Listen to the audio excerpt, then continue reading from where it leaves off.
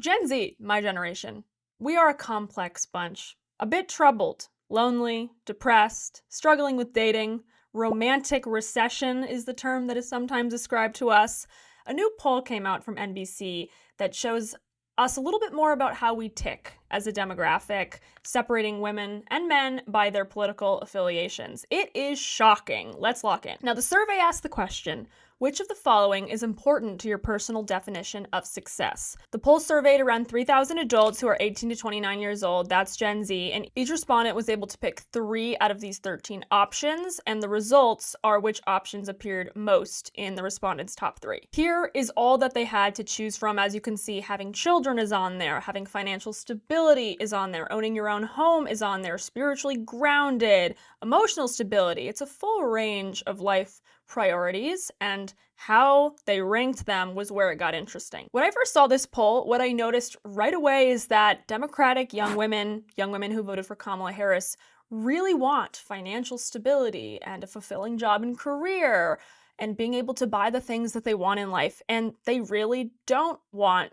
having children and marriage all that much. Among young men who voted for Trump, the most frequently selected priorities for success were having children, financial independence, fulfilling job and career, and being married. So they care about those traditional pillars of society, institutions like marriage and the family, but they also care about provision. They care about earning potential, presumably to take care of that future family.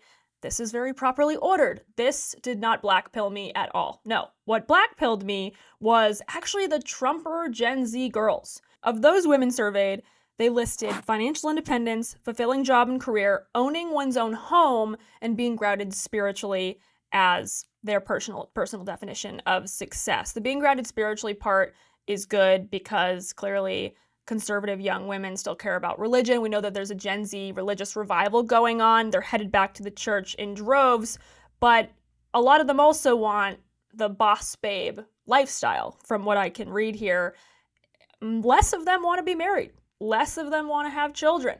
That's kind of counterintuitive, given that you'd think conservative women would want to restore those milestones. Having children was 6th and being married was 9th. So they just weren't selected nearly as much as financial success. As a conservative Gen Z woman, I want to give them the benefit of the doubt. I think the feminist programming in our culture is pretty deeply ingrained, and I know even conservative-leaning young women probably worry that if they were to most value marriage and the family without any financial independence, that men could abandon them. Maybe they don't think it's safe to want marriage and family most of all because it would mean that they are depending on a man. Obviously, this is what the feminists preached about in the early days of their theories.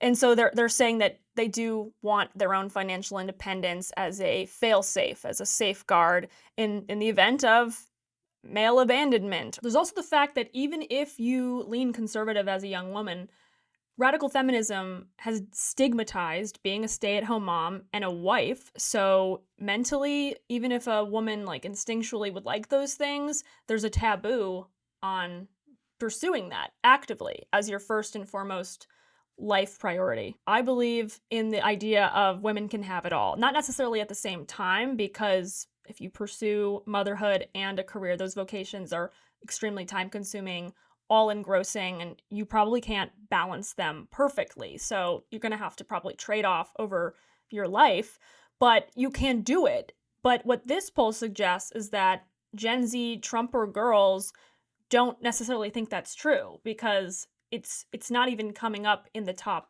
3 selected. And zooming out here, when we're talking about the dating landscape and how young men and young women, which I've written about before, are not necessarily seeing eye to eye. We have a pretty toxic hookup culture on most college campuses. Every city is filled with lots of dating apps, lots of atomized young people who are low-key trying to find someone, but it's just a mess. It feels like a minefield. Many of my friends have testified to this personally. What this poll shows is that young Trumper men want to find wives and have children, but their female counterparts who also voted for Trump don't want those things with the same gusto. They want them kind of, but it's just not coming up in the top 3. So I think this is going to pose a challenge even more so for conservative young men who are probably trying to find someone to settle down with, to do said marriage and to do said having children. From this poll, it's clear that young men and women who voted for Kamala Harris don't prioritize family and marriage. So presumably they're not going to be procreating very much in the future. And a lot of conservatives would say that this is a sign for optimism in the sense that, okay, now it's just going to be conservatives who are forming families, so we may have a more conservative culture going forward. But I don't know if that's necessarily true, given that Gen Z Trumper women don't necessarily want those things as much either. And so it's basically just Gen Z men who are conservative out in the wilderness trying to find significant others who think the way they do. We're already below the replacement rate as a society. This doesn't look good. I think this whole poll is pretty bleak. There's very few silver linings here, personally, but there's some sub-trends that are interesting. We should chew on them. They're not exactly transparent right away. They're hidden. But when it comes to emotional stability versus being grounded spiritually, for young men and women who voted for Trump, more chose being grounded spiritually above emotional stability. For young men and women who voted for Kamala Harris, it was the reverse. Emotional stability, I'm not exactly sure what that means, but I imagine it's something related to mental health. And if we just look at the data, we know that liberal people struggle with mental health at far higher rates than conservative people. That also applies to the youth. As for what is the driver behind liberals struggling with more mental health issues, a lot of them will claim it's because they have more empathy. They shoulder the burden for collective humanity and its troubles, like with climate crisis. Liberals will say, I am afraid that my future children will be subject to an apocalyptic dystopian hellscape where the planet is on fire, and that causes great grief and anxiety.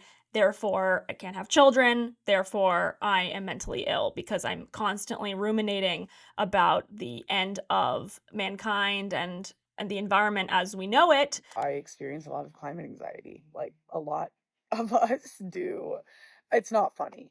It's just like, it's one of those things. It's not funny, but you just like nervous laugh about it because it's scary. It is. That explains why the chart looks like that. A lot of young liberals care about their emotional stability and they're trying to diagnose/solve it via therapy. And they're also more nihilistic and existential. They kind of think everything is more chaotic and anarchical. A lot of Gen Z liberals don't believe in a greater plan that they fit into. They don't believe in a benevolent divine power or a creator. They think we're just subject to the whims of the universe, just floating around on a rock hurling through space. It's quite sad. So they're purposeless, they're rudderless, there's a lot of despair. And I think this is why we're seeing a religiosity revival among Gen Z. The conservative Gen Z are going toward the church. They're going toward back to the pews, back to faith, back to structured, organized religion that actually puts them in a divine context and kind of explains how they can live their lives in a good, meaningful way. I would also argue that Gen Z liberals are pursuing spirituality, but it's really counterfeit religion. It's astrology, it's zodiac signs, it's low-key the occult, it's witchcraft in some cases. Now back to the chart. You might be wondering, what would I pick as a Gen Z conservative woman? What are my top 3 life priorities for success? Getting married. Number 1 is what I would put, because I believe that finding your forever person is the pinnacle of success. I think that is a huge flex if you can find your co-conspirator, partner in crime, someone to be in the trenches with during the worst trials of your life. I just speaking personally that the first year of my relationship that I'm currently in now, my father passed away. It was an intense challenge, and it made me realize, and it made me so grateful for having such a solid rock by my side who was a confidant, an emotional shoulder to lean on, someone who had true compatibility on what matters for the future. I believe in a sense that it is extremely valuable and kind of rare to find someone who is committed to you for life, who refuses to leave your side because your bond is written in stone before God. That is an insane accomplishment. It makes the storms easier to weather in life. It makes light of the tough situations, and it inspires you to become a better person, to become a more holy person. The second I would put is having children, because this is the most beautiful byproduct of a good marriage. I believe it deepens the relationship you have with your spouse. I also think it deepens your soul. I know from friends who've had children that it changed them in a way that they could not explain. It was inexplicable, but their lives were infinitely leveled up as a result of having children, and just the joys but also the sorrows. It's just like unlocking a new level of the human experience. Getting to watch everything through a child's eyes, they say there are no words for how incredible it is. So yeah, I'd say that's number 2. Number 3 is fulfilling job and career. I am a pretty proud, career-thinking woman. I'm a cosmopolitan city girl. I love the hustle. I love the grind. I love building a business. I love innovating. That is all very exciting to me. And I do believe that, women who are mothers and women who have families, if they don't have a vocation on the side or a vocation that comes after, I think it can be a little bit limiting, in the sense that women all have amazing talents, and the children are the greatest beneficiaries of those skills and of all their, intellectual attributes.